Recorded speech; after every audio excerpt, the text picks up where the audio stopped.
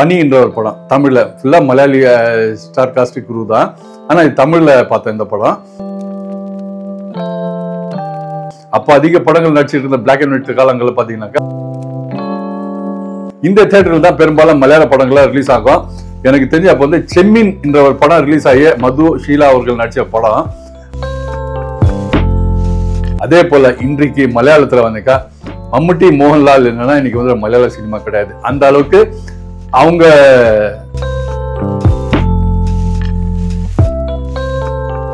இதை தொடர்ந்து 2012 சன்னி வெயின் அவரும் பாத்தீங்கன்னா செகண்ட் ஷோ என்ற படத்து மூலியமா அறிமுகம் வராரு.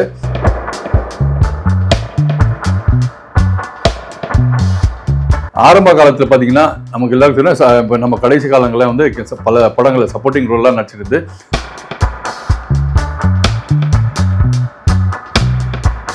அவங்கள தொடர்ந்து பாத்தீங்கன்னா கவியூர் பொன்னம்மா அவங்க நடிச்சிருந்தாங்க.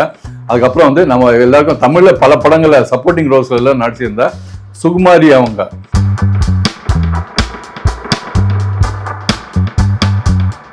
அதுல அதிகமா மலையாள படங்கள்ல நடிச்சது அப்படின்னு சொன்னாக்கா நம்ம மேல குறிப்பிட்ட சில நடிகைகள் மட்டும்தான் இருக்கும். அதுல வந்து பாத்தீங்கன்னா ஊர்வசி சாரா ஆகட்டும், இன்னைக்கு அவர் பிரபல மலையாள இயக்குனரும் கூட. அதுக்கப்புறம் வந்து ஷாம் பிரசாத் அவர்கள் இயக்கத்துல ரீத்து என்ற படத்து மூலியமா ஆசிஃப் அலி என்ற ஒரு நடிகர், சாக்லேட் பாய்ன்னு சொல்றாங்க இன்னைக்கு, அவரை வந்து அறிமுகமாறாரு. அதை தொடர்ந்து வந்து மலர்வடி ஆர்ட்ஸ் கிளப் என்ற படத்து மூலியமா நமக்கு எல்லாருக்கும் ரொம்ப பிடிச்ச பிரேமம் நாயகன் நிவின் பாலி அவர் வந்து 2010 மலையாள சினிமால அறிமுகமாறாரு. இதுக்கப்புறம் பாத்தீங்கன்னா 2010 அஜு வர்கீஸ்னு ஒரு நடிகர் அறிமுகமாறாரு. அதே மலர்வாடி ஆர்ட்ஸ் கிளப் படத்து மூலியமா நிவின் பாலியும் அஜு வர்கீஸ் 2 பேரும் சேர்ந்து இன்ட்ரோடியூஸ் ஆகிறாங்க. இந்த படத்துல தான் வந்து நடிகர் வினித் சீனிவாசன் இயக்குனராக அறிமுகமான படம்ன்றது. அதுக்கப்புறம் 2012 மம்முக்கா அவருடைய மகன் துல்கர் சல்மான் வந்து இன்ட்ரோடியூஸ் ஆறாரு. படம் பேர் வந்து செகண்ட் ஷோ. அதை தொடர்ந்து உஸ்தாத் ஹோட்டல் என்ற பல படங்கள்ல வந்து நடிச்சு இன்னைக்கு பேன் இண்டியா ஸ்டாரா துல்கர் சல்மான் வந்து திகழ்றாருன்றது ரொம்ப சந்தோஷமான ஒரு விஷயம். இதை தொடர்ந்து 2012 சன்னி வெயின் அவரும் பாத்தீங்கன்னா செகண்ட் ஷோ என்ற படத்து மூலியமா அறிமுகம் வராரு. அதுக்கப்புறம் 2016 வந்து ஷேன் நிகம் இப்போ ஒரு தமிழ் படம் இப்போ கூட பண்ணியிருக்காரு, மദ്രാസ് வாலான்னு ஒரு படம் தமிழ்ல ரிலீஸ் ஆகுது. அந்த நடிகர் வந்து 2012 மலையாள சினிமால கிஸ்மத் என்ற படத்து மூலியமா அறிமுகமாயிருக்காருங்க. அதுக்கப்புறம் 2017 நமக்கு எல்லாரும் ரொம்ப பிடிச்ச டொவினோ தாமஸ் அவருடைய இன்ட்ரடக்ஷனு. அவர் பாத்தீங்கன்னா ஒரு மெக்சிகன் அபராதா என்ற ஒரு படத்து மூலியமா இன்ட்ரடியூஸ் ஆறாரு. அதுக்கப்புறம் வந்து 2017 ஆந்தனி வர்கீஸ் அவர் வந்து அங்குமல்லி டைரிஸ் என்ற படத்து மூலியமா இன்ட்ரடியூஸ் ஆறாங்க. இப்போ 2018 பிரணாப் மோகன்லாலுடைய சன்னு பிரணாப் மோகன்லால் அவங்களுடைய ஹோம் ப்ரொடக்ஷன் ஆசீர்வாத் சினிமாஸ் மூலியமாவே அவர் வந்து ஆதி என்ற படத்து மூலியமா ஜீத்து ஜோசப் அறிமுகப்படுத்தி வைக்கிறாருங்க. இப்ப இந்த படத்துல நடிச்ச இது வரைக்கும் மலையாள சினிமால வந்த ஹீரோஸ் வந்து அடூர் பாசியில ஆரம்பிச்சு இப்போ வந்து பிரணாப் மோகன்லால் வரைக்கும் சொன்னேன் இல்லைங்களா, அதே போல மலையாள சினிமால ஆதிக்கம் செலுத்தி வந்துட்டு இருக்க மலையாள நடிகைகளை பத்தி சொல்லி ஆகணும். ஆரம்ப காலத்துல பாத்தீங்கன்னா பல படங்களை சப்போர்ட்டிங் ரோல்லாம் நடிச்சிருந்து சமீபத்துல தான் காலமானாங்க கேபிஎஸ்சி லலிதா அவர்கள். இவர் வந்து பிரபல இயக்குனர் பரதனுடைய வைஃப்னு சொன்னாங்க கேபிஎஸ்சி லலிதா அவர்கள். அவங்கள தொடர்ந்து பாத்தீங்கன்னா கவியூர் பொன்னம்மா அவங்க நடிச்சிருந்தாங்க. அதுக்கப்புறம் வந்து நம்ம எல்லாருக்கும் தமிழ்ல பல படங்களை சப்போர்ட்டிங் ரோல்ஸ்ல எல்லாம் நடிச்சிருந்தா சுகுமாரி அவங்களும் வந்து 60s எல்லாம் அவங்க வந்து ஹீரோயினா மலையாளத்துல நடிச்சிருந்தாங்க. அவங்களை தொடர்ந்து பாத்தீங்கன்னாக்கா ஊர்வசி பட்டம் பெற்ற சாரதா அவர்கள், அப்புறம் வந்து ஷீலா அவங்க வந்து செம்மீன் ஷீலான்னு அடையாளம் ஆயிடுச்சு. அந்த அளவுக்கு அந்த படம் செம்மீன் என்ற படம் அவங்களுக்கு வந்து மிகப்பெரிய பேர் கொடுத்துருக்குன்னு சொல்லணும். அவங்களை தொடர்ந்து பாத்தீங்கன்னாக்கா நம்ம சென்னையிலிருந்து போன பல நடிகைகள் பார்த்தீங்கன்னா மலையாளத்தில் அவர் ஆதிக்கம் செலுத்துறாங்க. அதில் ஒரு வந்து ஸ்ரீவித்யா, அதுக்கப்புறம் வந்து ஜெயபாரதி, கீதா, அம்பிகா, அதுக்கப்புறம் சுகாசினி, மாதவி அப்படின்னு இந்த வரிசைகள் போயிட்டு இருந்தது. நம்ம லக்ஷ்மி முக்கியமாக மறந்துட்டேன் பாருங்க, லக்ஷ்மி அவர்களும் பல மலையாள படங்களை நடிச்சிருக்காங்க. அதுக்கப்புறம் அவங்கள தொடர்ந்து பார்த்தீங்கன்னாக்கா சுமலதா, அப்புறம் தீபா, சோபனா, அப்புறம் ரேவதி, பூர்ணிமா ஜெயராம், ஊர்வசி, சீமா, மேனகா, இப்படி வந்து இவ்வளோ பேரும் வந்து அந்த பீரியட்ல மலையாளத்துல நிறைய படங்கள் பண்ணியிருக்காங்க. அதுல பல பேர் வந்து மலையாளத்துல மட்டுமே நடிச்சிருந்தாங்க. அதை தாண்டி பல நடிகைகள் வந்து 4 சவுத் இந்தியன் லாங்குவேஜஸ்ல நடிச்சிருக்காங்க. மலையாளம் மட்டுமே இல்லை, அதுல அதிகமா மலையாள படங்கள்ல நடிச்சது அப்படின்னு சொன்னாக்கா நான் மேல குறிப்பிட்ட சில நடிகைகள் மட்டும்தான் இருக்கும். அதுல வந்து பாத்தீங்கன்னா ஊர்வசி சாரதா ஆகட்டும், அப்புறம் வந்து கீதா ஆகட்டும், அதுக்கு கீழே அதுக்கப்புறம் நம்ம படிச்ச அந்த ஸ்ரீவித்யா, அம்பிகா, இவங்க எல்லாருமே பாத்தீங்கன்னா எல்லா மொழிகளும் லக்ஷ்மி உள்பட எல்லாருமே பாத்தீங்கன்னா தமிழ், தெலுங்கு, மலையாளம், கன்னடன்னு 4 மொழியிலும் நடிச்சிட்டு இருக்காங்க. அப்பெல்லாம் வந்து 25-30 நாள்ல ஒரு படம் முடிச்சிருவாங்க. அப்படி இருக்கும்போது ஹீரோயின்களுக்கு வந்து அதிகபட்சம் 15 நாள் இல்ல 20 நாள், மலையாள படங்கள்ல 10 நாள் எல்லாம் வேலை ஒரு படத்துக்கு. அவ்வளவு ஃபாஸ்டா படங்கள் எடுத்துட்டு காலங்கள். அதனால இவங்களெல்லாம் பாத்தீங்கன்னா ஒவ்வொருத்தரும் 150, 200, 300 படங்கள் அப்படின்னு நடிச்ச கதாநாயகிகள் இவங்க. அவ்வளவு படங்கள் 4 மொழிகளையும் சேர்த்து நடிச்சிருக்காங்க. அதனால இவ்வளவு படங்கள் நடிச்சிட்டு இருந்தாங்க. அதுக்கப்புறம் மெதுவா அப்படி பாத்தீங்கன்னாக்கா 80s ஏர்லியில பாத்தீங்கன்னாக்கா அவங்கள தொடர்ந்து பாத்தீங்கன்னாக்கா அதுக்கப்புறம் வந்து மஞ்சு வாரியர், மீரா ஜாஸ்மின், அதுக்கப்புறம் வந்து பார்வதி திருவோது, பாவனா, காவேரி, ரீமா கலிங்கல், கீது மோகன்தாஸ், மம்தா மோகன்தாஸ், நபியா நாயர், அபிராமி, பூர்ணா, காவ்யா மாதவன் அப்படின்னு இப்படி ஒரு செட்டு 90ஸ்ல இவ்வளவு நடிகைகள் வந்தாங்க. இவங்க தொடர்ந்து பாத்தீங்கன்னா 90ஸ்ல மலையாளத்துல அறிமுகமாகறாங்க நயன்தாரா. நயன்தாரா வந்து அங்க அறிமுகமாயிட்டு அதுக்கப்புறம் அவங்களை தொடர்ந்து வந்து பின்னாடி பாத்தீங்கன்னாக்கா ஐஸ்வர்யா லட்சுமி, கீர்த்தி சுரேஷ், அப்புறம் சம்யுக்தா மேனன், ரஜிஷா விஜயன், நிமிஷா சஜயன், அப்புறம் மியா ஜார்ஜ், அபர்ணா பாலமுரளி, நஸ்ரியா நசீம், அனுபமா பரமேஸ்வரன், சாய் பல்லவி, மெடனா செபாஸ்டின், நமிதா பிரமோத், அஞ்சு குரியன், கல்யாணி பிரியதர்ஷன், ஆனா பென், மமிதா பைஜு, மாளவிகா மோகன், ரெபா மணிகஜான், இப்படி இன்றைய காலகட்டங்கள் வரைக்கும் இவ்வளவு நடிகைகள் இன்னைக்கு அறிமுகமாகறாங்க. இதுல லேட் 80s 90ஸ்க்கு அப்புறம் வந்த நடிகைகள் மலையாளத்துல அறிமுகமானா கூட அவங்க வந்து மலையாளத்திலேயோ பல படங்கள் நடிச்சிருந்தா கூட அவங்களுக்கு அதிக ஃபேம் கொடுத்த படங்கள் பாத்தீங்கன்னாக்கா தமிழும் தெலுங்கு சினிமா. இதுல அவங்க அதிக படங்கள் நடிச்சாங்க, அதிகமா பிரபலமானாங்க.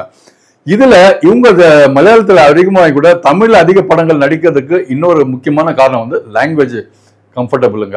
என்னன்னு பாத்தீங்கன்னாக்கா 90s வரைக்கும் தமிழ் சினிமால புதுமுகம்னாக்கா மும்பையை நோக்கி பயணிச்சுட்டு இருந்த இயக்குநர்கள், தயாரிப்பாளர்கள் பாத்தீங்கன்னாக்கா புதுமுக வரவுகளை கொடுத்துட்டு இருக்கும் போது தொடர்ந்து அந்த மாதிரி படங்கள் போயிட்டே இருந்தது. இங்க பல புதிய இயக்குநர்கள் 2000 பீரியட்ல வந்திருக்கும் போது நம்ம தமிழ் கலாச்சாரம் அப்படி மாறுது, தமிழோட பிலிம் மேக்கிங் ஸ்டைல் எல்லாமே மாறுது. பல பேர் வந்து அவுட் ஆஃப் சென்னையில இருந்து வந்தவங்களை பாத்தீங்கன்னா அதிகமான படங்களை வந்து வில்லேஜ் நேட்டிவிட்டி படங்களை கொண்டு வரும்போது அவங்களுக்கு தேவைப்பட்டது வந்து பாத்தீங்கன்னா நம்மளுடைய கேர்ள் நெக்ஸ்ட் டோர் இமேஜஸ் உள்ள ஹீரோயின்ஸ். அதுக்கு அவங்களுக்கு சௌரியப்பட்டவங்க பாத்தீங்கன்னாக்கா நம்ம மலையாள நடிகைகளுங்க. காரணம் வந்து கேரளால வசிக்கிற பெரும்பாலான கலைஞர்களுக்கு வந்து தமிழ் நல்லாவே பேச தெரியும். அது ஒரு பெரிய அட்வான்டேஜ். அது மட்டும் இல்ல, அங்கிருந்து பெரும்பாலும் ரூரல் ஏரியாஸ்ல இருந்து வந்து இங்க டைரக்டர் ஆகிறவங்களுக்கு வந்து தமிழ் தவிர ஒரு ஆங்கிலமோ ஹிந்தியோ பேசுறதுக்கு பெரிய அன்ஈஸியா இருக்கிற ஒரு சுச்சுவேஷன். அவங்க வந்து ஷூட்டிங் நேரத்துல பாம்பேல இருந்து நடிகைகளை கூட்டின்னு வர வச்சுட்டு கிளாஸ் எடுத்துட்டு இருக்க முடியாதுன்ற ஒரு காரணமும், பிளஸ் வந்து அவங்க சப்ஜெக்ட்ஸ்க்கு அந்த நேட்டிவிட்டிக்கு அவங்க பொருந்த மாட்டாங்கன்றனால, பிளஸ் இவங்களுக்கு லாங்குவேஜ் ஒரு அட்வான்டேஜ் இந்த காரணத்தால மலையாள நடிகைகளுக்கு பெரும்பாலான வாய்ப்புகள் கிடைக்க ஆரம்பிச்சது. அது இன்னைக்கும் தொடர்ந்துட்டு இருக்கு. அதனால பாத்தீங்கன்னா லேட் 90ஸ்க்கு அப்புறம் வந்த நடிகைகள் மலையாளத்துல அறிமுகமானாலும் இன்னைக்கு தமிழ் சினிமாலையும் அனுபமா பரமேஸ்வரன், பாவனா, மெடனா செபாஸ்டின் போன்ற நடிகைகள் வந்து தெலுங்குலயும் நல்லா கொண்டாடப்பட்டு இருக்காங்கன்னு சொல்லணும். நான் சமீபத்தில் கூட நீங்களாம் நிறைய இதில் பார்த்துருப்பீங்க. அனுபவ பரமேஸ்வரன் ஏதோ ஒரு தெலுங்கு படத்துல ஒரு லிப்லாக் சீனுக்கு மட்டும் நடிக்கிறதுக்கு 50 லட்சம் ரூபாய் அவங்களுக்கு கொடுக்கப்பட்டது அப்படின்னு சொன்னாங்க. அப்படி செய்தி வந்தது. எந்த அளவுக்கு உண்மைன்னு நினைக்கிறது அப்படி இருந்துனாக்கா அந்த அளவுக்கு பாத்தீங்கன்னா மலையாளத்துல எல்லாம் இந்த அளவுக்கு வந்து ஒரு முழு படத்துக்கு அந்த பட்ஜெட் இருக்காதுங்க. ஆனால் தெலுங்குல வந்து ஒரு படத்துல ஒரு ஹீரோயின் சென்ட்ரிக் மூவில கிஸ்ஸுக்கு சீனுக்காக இவ்வளவு சம்பளம் எக்ஸ்ட்ரா கொடுக்கப்பட்டது அப்படின்னு சொல்றாங்க. இந்த மாதிரி வந்து மலையாளத்துல அறிமுகமாற நடிகைகளுக்கு பேன் இண்டியா கலர் கிடைச்சது.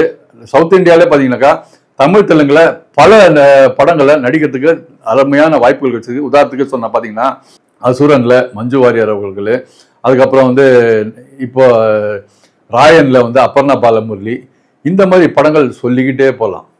இதை தொடர்ந்து பாத்தீங்கன்னா ஒரு பக்கம் நடிகர்கள் இவ்வளவு பெரிய பட்டியல், ஒரு பக்கம் நடிகைகள் இவ்வளவு பெரிய பட்டியல் சொன்னேன்னு இவங்கெல்லாம் அறிமுகமானதுக்கு காரணம் இவங்களெல்லாம் அந்த படைப்புகள் மூலியமா மற்ற மாநிலங்களை நல்லா ரெக்கக்னைஸ் ஆனதுக்கு காரணகர்த்தாக கண்டிப்பா சொல்லணும் இல்லையா?